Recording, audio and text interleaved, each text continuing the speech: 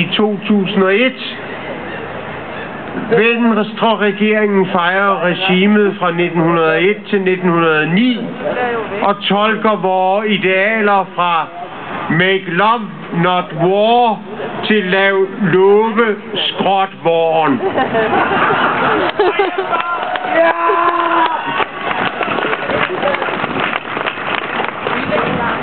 Nu kaster vi os ud i angrebskrige imod vores grundlov, paragraf 19 og 20 i øvrigt, og imod NATO's idéer om ikke-angrebspagt.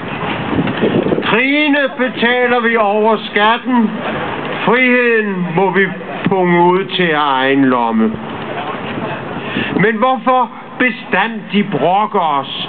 Det er så nemt at sige, at regeringen er dårlig. Tænk på, hvor meget sværere det er at sige, at den er god.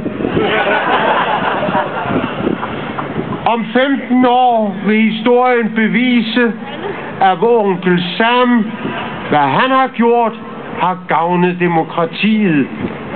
Hvor til enhver tid højt elskede Anders